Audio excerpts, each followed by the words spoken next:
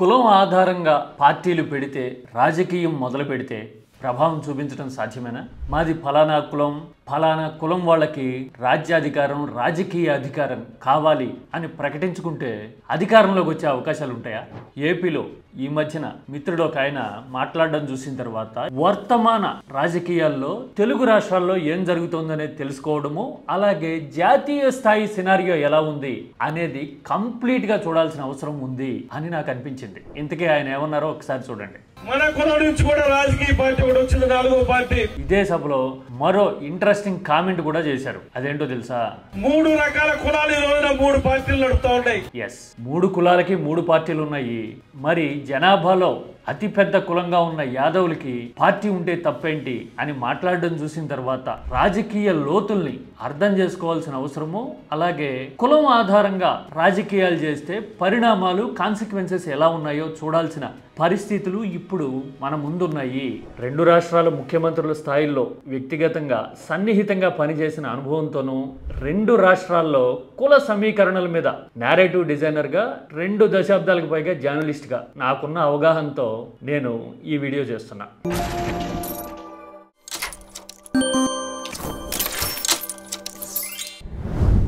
BCY పేరుతో ఒక party ఏపీలో కొన్నాళ్లుగా రాజకీయ ప్రకటనలు చేయడము, పేపర్లలో భారీ ప్రకటనలు కూడా ఇవ్వడం మనం చూస్తూ ఉన్నాం. రాజకీయాల్లోకి ఎవరొచ్చినా సరే వెల్కమ్ చేయాల్సిందే. ప్రత్యేకంగా ఎంతవరకు ప్రభావం చూపగలుగుతారు వాళ్ళు అనేది కాలక్రమేణా తెలుస్తుంది. దీర్ఘకాలిక వ్యూహం ఉండొచ్చు, కానీ ఆ వ్యూహం ప్రభావం జనం మీద ఎంత ఉంటుంది, రాజకీయాల మీద ఎంతవరకు ప్రభావం చూపించగలుగుతారు ప్రస్తుతం ఉన్న పంథాలో కొనసాగితే అనేది చెప్పడం మాత్రమే ఇక్కడ ఉద్దేశం. న్యూట్రల్ గా పరిస్థితుల్ని ఒకసారి స్టడీ చేద్దాం. ఎలాగో తెలుసా?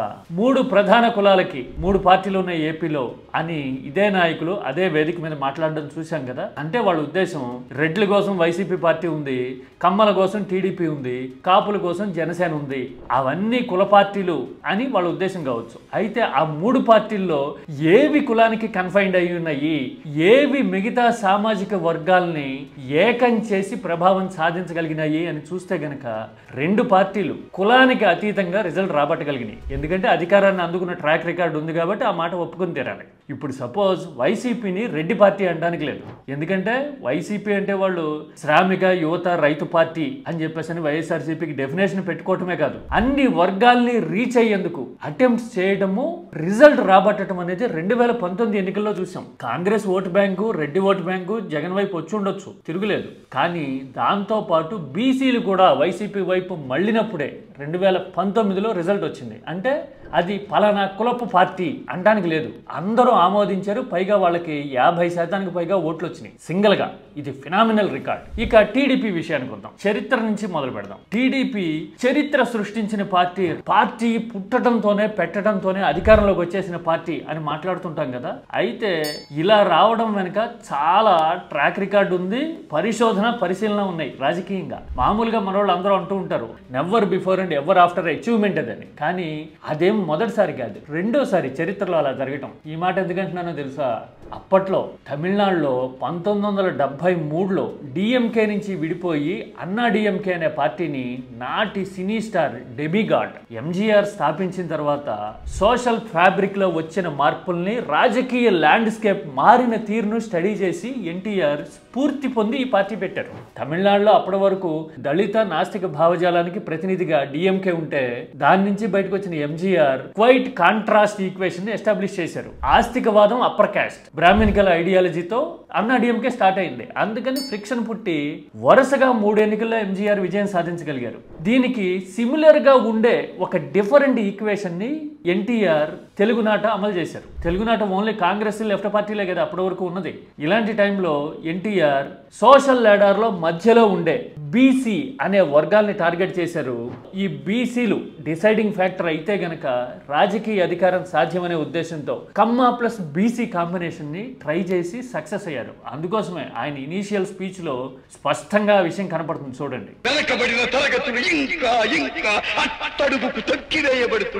ఎస్, రైతు శ్రామిక వర్గాలు అని కోట్ చేయటం వెనుక ఆంతర్యం అదే. అంటే టీడీపీని కమ్మ పార్టీ అని కేవలం ఒక కులముద్ర వేయడానికి లేదు. రిపీటెడ్గా గెలుస్తూ ఉంది, కాంబినేషన్స్ వర్కౌట్ చేస్తూ ఉంది. అఫ్కోర్స్ సొంతంగా గెలిచి ఉండకపోవచ్చు ఆ పార్టీ, కాకపోతే కాంబినేషన్స్ మీద వర్కౌట్ చేస్తుంది కదా, అందుకని ఒక కుల పార్టీ అనడానికి లేదు. ఇక మూడో పార్టీ జనసేన. పార్టీ పెట్టి 10 ఏళ్ళు అయిన తర్వాత కూడా పవన్ కళ్యాణ్ 20 సీట్లకే పోటీ చేయగలిగే సామర్థ్యం ఉంది తమకి అని స్వయంగా ఒప్పుకుంటూ ఉంటారు, ప్రకటిస్తూ ఉంటారు కదా. దీనికి కారణం ఏంటి?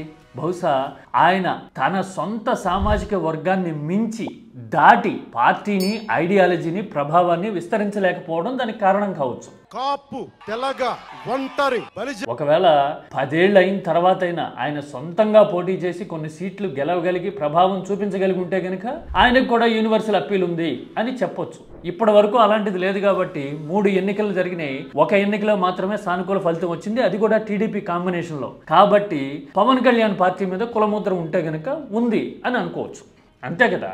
పైగా 2009లో కూడా ఉమ్మడి ఏపీలో చూసాం. ప్రజారాజ్యం పార్టీ పెట్టినప్పుడు చిరంజీవి తన సామాజిక వర్గాన్ని, అభిమాన గణాన్ని దాటి రాజకీయ ప్రభావాన్ని చూపించలేకపోవడం కనబడుతుంది. పిఆర్పి 18 సీట్లు గెలిస్తే 16% పైగా 16.3నో ఏమో ఓట్లు వచ్చినాయి. ఇవన్నీ ఆయన సామాజిక వర్గానికి, అభిమాన గణానికి సంబంధించినవి అనే అనాలిసిస్లో ముద్ర వచ్చినాయి. దాదాపు అదంతా నిజము, నిఖార్సు అని ఖరారు చేసుకున్న తర్వాతే చిరంజీవి రాజకీయాలకు దూరం జరిగారు కదా. అంటే కుల ప్రభావాన్ని దాటలేకపోతే కనుక కాన్సిక్వెన్సెస్ ఎలా ఉంటాయి అని చెప్పడానికి జనసేన పార్టీ అయినా ప్రజారాజ్యమైనా కొంతవరకు ఎగ్జాంపుల్స్ ఏమో అని అనుకోవచ్చు. మరి ఇలాంటి అనుభవాలు కళ్ళ ముందు కనపడుతున్నప్పుడు యాదవ సామాజిక వర్గం కోసం పార్టీ పెట్టాము, యాదవులంతా ఏకమైతే ప్రభావం చూపించవచ్చు అని బీసీవై పార్టీ అనుకోవడం కరెక్టేనా? డెమోగ్రాఫిక్స్ పరంగా బీసీల్లో అతి పెద్ద కులం యాదవులు, డౌట్ లేదు. దాదాపు 30 లక్షల మంది ఏమో ఓటర్లు ఉంటారు, దాదాపు 10% అది అని చాలామంది నమ్ముతారు. రాజకీయంగా వాళ్ళ ప్రభావాన్ని కాదనలేము. ఉత్తరాంధ్ర నుంచి రాయలసీమ వరకు అక్రాస్ ద బోర్డ్ మొత్తం అన్ని ప్రాంతాల్లోనూ వాళ్ళ ప్రభావం ఉంది. కొన్ని ప్రాంతాల్లో ఎక్కువ, కొన్ని ప్రాంతాలు తక్కువ ఉండొచ్చు. రాజకీయంగా కూడా అందుకే ఇప్పుడు అధికారంలో ఉన్న కూటమిలో చూడండి ఈక్వేషన్స్ ఎలా కనబడతాయో. స్థానాల కేటాయింపులో కానీ, మంత్రి పదవుల్లో కానీ వాళ్ళకి ప్రాధాన్యం ఉంటుంది. మొన్నటి వరకు యాదవ సామాజిక వర్గం అంటే టీడీపీ యనమల రామకృష్ణుడు ఒక్కరే అన్నట్టుగా ఉండేది కదా. అలాంటిది ఇప్పుడు వైసీపీ నుంచి వచ్చిన కొలుసు పార్థసారథికి మంత్రి పదవి ఇవ్వడం చూసాము. చాలా చిత్రంగా కూటమిలోకి బీజేపీ వచ్చిన తర్వాత బీజేపీ నాయకుడు ప్రస్తుతం క్యాబినెట్లో ప్రాతినిధ్యం వహిస్తున్న సత్యకుమార్ కూడా చాలా వ్యూహాత్మకంగా యాదవ ఐడెంటిటీని క్లెయిమ్ చేసుకోవడం మొదలుపెట్టారు. చాలా ఏళ్ల నుంచి చూస్తున్నాం కదా, ఆయన మీడియాలో ఆర్టికల్స్ ఆయన పేరుతో వచ్చినప్పుడల్లా సత్యకుమార్, సత్య అని మాత్రమే వచ్చేవి. కానీ ఎన్నికల ముందు మాత్రం ఆయన సత్యకుమార్ యాదవ్ అని బీసీ ఐడెంటిటీని క్లెయిమ్ చేయడం మొదలుపెట్టారు. ఎందుకంటే ఆ కులానికి ప్రభావం ఉంది. దేశవ్యాప్తంగా బీజేపీ బీసీ నేరేటివ్ తీసుకుంటోంది కాబట్టి యాదవ్ కులానికి ఎంత రిలవెన్స్ ఉంది అని చెప్పడానికి ఇలాంటి ఎగ్జాంపుల్స్ చాలా ఉంటాయి మనకి. అయితే ఓన్లీ యాదవ కులంగా మాత్రమే వస్తే ఇది యాదవ కుల పార్టీ అని చెప్తే కనుక ప్రభావం ఉంటుందా? ఉండకపోవచ్చు. ఎందుకంటే రాజకీయం అనేది ఎప్పుడు కుల ఆధారితంగా నడవదు, కాంబినేషన్ ఆధారితంగా నడుస్తుంది. అందుకోసమే మనం చూస్తుంటాం, ఆంధ్రప్రదేశ్లోనే కాదు మన పొరుగు రాష్ట్రం తెలంగాణలో కూడా బీసీలకు రాజ్యాధికారం లాంటి నినాదాలు ఇస్తూ ఉంటారు. అవన్నీ ఎప్పటికీ నినాదాలుగానే మిగిలిపోతాయి. ఎందుకో తెలుసా?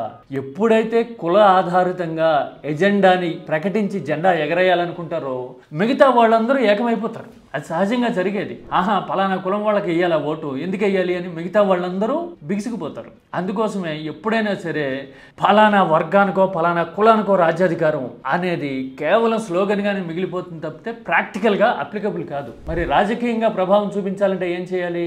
మిగతా కులాలను కలుపుకోవాలి, ఒక ఇన్క్లూజివ్ ఐడియాలజీ అనేది రావాలి. అప్పుడు మాత్రమే ప్రభావం చూపించడం సాధ్యమవుతుంది. ఇక రీసెంట్ ఎక్స్పీరియన్స్ ఒకటి కోట్ చేస్తా. తెలంగాణ ఎన్నికల్లో 2023 ముందు బీసీ ఓటు బ్యాంక్తో బీఆర్ఎస్ బలంగా ఉన్న పరిస్థితులు కదా. బీజేపీనేమో బీసీ నాయకులతో గట్టిగా కనపడుతూ ఉంది. ఈటెల రాజేందర్, బండి సంజయ్, అరవింద్ లాంటి నాయకులందరూ ప్రముఖులుగా ఉన్నారు. మరి బీసీలు కాంగ్రెస్ వైపు చూడాలి అంటే ఏం చేయాలి అనే చర్చ జరిగినప్పుడు ముదిరాజ్ లాంటి సామాజిక వర్గాలను ఆకర్షించడానికి ప్రాధాన్యం ఇస్తున్నాము అని చెప్పడానికి ప్రయత్నం చేస్తే కనుక సోషల్ ఫ్యాబ్రిక్లో కొన్ని చేంజెస్ వచ్చి రాజకీయ అడ్వాంటేజ్ ఉంటుంది అనే ఒపీనియన్ ప్రివైల్ అయింది. అందుకోసమే మీరు చూస్తే అసెంబ్లీ ఎన్నికల్లో కానీ, పార్లమెంట్ ఎన్నికల సమయంలో కానీ నేటి ముఖ్యమంత్రి రేవంత్ ప్రత్యేకంగా ముదిరాజులకి కేబినెట్ లో ప్రాధాన్యం ఇస్తాం, తనను నడిపించేది ముదిరాజులే అని ప్రకటించుకోవటమే కాదు, తన సొంత జిల్లా నుంచి శ్రీహరికి కేబినెట్ లో స్థానం కల్పించడం చూసాం. అంటే దాని అర్థం ఏంటి? కలుపుకొని పోతేనే, కాంబినేషనల్ ఇంపాక్ట్ ఉంటేనే ఫలితం సాధ్యమవుతుంది ఎప్పుడైనా సరే. దీనికంటే ఒక బ్యూటిఫుల్ ఎగ్జాంపుల్ జాతీయ స్థాయిలో మనకుంది. ఇది అద్భుతమైన కేస్ స్టడీ. ఎవరైనా సరే కుల ప్రభావం చూపించాలనుకునే వాళ్ళు ఈ ఎగ్జాంపుల్ని, ఈ పరిణామాన్ని, ఈ ఘట్టాన్ని స్టడీ చేసి తీరాలి. 2007 నాటి యూపీ అసెంబ్లీ ఎన్నికలు. బీఎస్పీ అంటే దళిత ఐడియాలజీతో కాంశీరామ్ స్థాపించిన పార్టీ అని అందరికీ తెలుసు కదా. అప్పటికే బీఎస్పీ ఒక 3 సార్లు ఏమో అధికారంలోకి వచ్చున్నా కానీ అదంతా కాంబినేషనల్ ఇంపాక్ట్తోనూ పొత్తులతోనే వచ్చింది. కానీ 2007 ఎన్నికలు వచ్చేసరికి చాలా వ్యూహాత్మకంగా అప్పట్లో మాయావతి స్ట్రాటజీ మార్చారు. తిలక్ తరాజు తల్వార్ అనే స్లోగన్ని తెర మీదకి తీసుకొచ్చారు. అంటే తెలుసు కదా, తిలక్ అంటే అప్పర్ క్యాస్ట్ బ్రాహ్మణ్ వర్గాలు, తరాజు అంటే కాటా తూకం వైశ్య వర్గాలు, అలాగే తల్వార్ అంటే రాజ్పూట్స్. ఈ అప్పర్ క్యాస్ట్లన్నీ హాతీకా సాథీ కలిసి నడుస్తాం అని క్లెయిమ్ చేశారు. ఈ ఇంపాక్ట్ పనిచేసింది. సతీష్ మిశ్రా లాంటి సోషల్ ఇంజనీరింగ్ ఎక్స్పర్ట్స్ని ముందు పెట్టి నడవడం ఆ ఎన్నికల్లో కనపడుతుంది. అందుకోసమే first time in the history, of course last time కూడా అదే, బీఎస్పీ సొంతంగా అధికారంలోకి వచ్చింది. 207-8 సీట్లు వచ్చినాయి అప్పట్లో. అంటే ఎంత దళిత ఐడియాలజీ ఛాంపియన్స్ అని చెప్పుకున్న పార్టీ అయినా సరే మిగతా వర్గాలతో కలిసి నడిస్తేనే సింగిల్గా అధికారం సాధ్యమైంది. కానీ తర్వాత ఈక్వేషన్స్ మారి బీజేపీ ప్రభావానికి లోనై అసలు మేము ఆ స్లోగనే ఇవ్వలేదని మాయావతి ప్రకటించారు చాలాసార్లు. ఇప్పుడు అలాంటి ఐడియాలజీకి, అలాంటి సోషల్ ఇంజనీరింగ్ ప్రయత్నాలకి దూరమై ఇర్రిలివెంట్ అయిపోయి మాయావతి బీఎస్పీ ఎదురెదటం అనేది వేరే స్టోరీ. కలిస్తే కాంబినేషన్ పరంగా ఇంపాక్ట్ చూపించగలిగితే మాత్రం అద్భుతమైన రిజల్ట్ సాధ్యమవుతుంది అని చెప్పటము, కలిసి నడిస్తేనే ఇన్క్లూసివ్గా ఉంటేనే ప్రభావం సాధ్యమవుతుంది అని చెప్పడానికి ఇది ఒక ఎగ్జాంపుల్. అంతెందుకు, ఇంత మాట్లాడిన తర్వాత ఏపీలో మనం చూస్తున్నాం కదా, ఇంత సుదీర్ఘ రాజకీయ అనుభవం ఉండి అప్పటికే 3 సార్లు ముఖ్యమంత్రిగా పనిచేసి పైగా జైలుకి వెళ్ళొచ్చిన సానుభూతి ఉంటుంది అనే అంచనాలు కొంతవరకు ఉన్నా కూడా చంద్రబాబు చూడండి గత ఎన్నికల్లో కాంబినేషనల్ ఇంపాక్ట్ కోసమే ట్రై చేశారు. కాపు వర్గానికి ప్రతినిధిగా ముద్రపడ్డ పవన్ కళ్యాణ్ తనతో ఉంటేనే గెలుపు సాధ్యమని భావించి పొత్తు కలిపి కూటమి కట్టడం చూశాం కదా. అంటే ఎప్పుడైనా సరే చేతులు కలిపితేనే సామాజిక వర్గాల పరంగా అయినా, ఐడియాలజీ పరంగా అయినా ఇంపాక్ట్ సాధ్యం. అలా కాకుండా మేము ఫలానా వర్గానికి ప్రతినిధులం, ఫలానా వర్గానికి రాజకీయ అధికారం కావాలి, రాజ్యాధికారం కావాలి అని క్లెయిమ్ చేస్తే గనక తమని తాము సింగిల్ చేసుకున్నట్టు, తాము ఎక్స్క్లూజివ్, మిగతా వాళ్ళతో పోలిస్తే విభిన్నం అని క్లెయిమ్ చేసుకున్నట్టు ఇక్కడి నుంచే మిగతా వాళ్ళందరూ వాళ్ళని దూరం పెట్టే ఆలోచన చేస్తారు. ప్రత్యర్థులకి అలాంటి స్లోగన్స్, వ్యూహాలు బలమవుతాయి. అందుకోసమే బీసీవై పార్టీ అయినా ఇంకెవరైనా సరే సామాజిక వర్గాల ఇంక్లినేషన్ అంతర్గతంగా ఉంటే ఉండొచ్చు, కానీ అందరినీ కలుపుకుపోతారు, అన్ని ప్రాంతాల్లోనూ ప్రభావం చూపించగలుగుతారు, అందరి మేలే వేరే ఎజెండా అని మెప్పించగలిగితే, మెజారిటీ జనంతో చెప్పించగలిగితేనే రాజకీయంగా ప్రభావం సాధ్యం. అంతే తప్ప ఫలానా కులాన్నో, ఫలానా వర్గాన్నో, ఫలానా ప్రాంతాన్నో నమ్ముకుని రాజకీయాలు చేస్తే గనక ఇంపాక్ట్ వెరీ మినిమం ఉండిపోతుంది. లార్జర్ దెన్ లైఫ్ ఇమేజ్ ఉందని చెప్పుకునే వాళ్ళ రాజకీయం కూడా పాకెట్ సైజులోనే మిగిలిపోతుంది, 20 పార్టీ దగ్గరే ఆగిపోతుంది. అవును కదా, మీరే ఉంటారు. కుల ఆధారితంగా రాజకీయాలు చేస్తే సక్సెస్ సాధ్యమేనా? మీ అభిప్రాయాన్ని షేర్ చేయండి.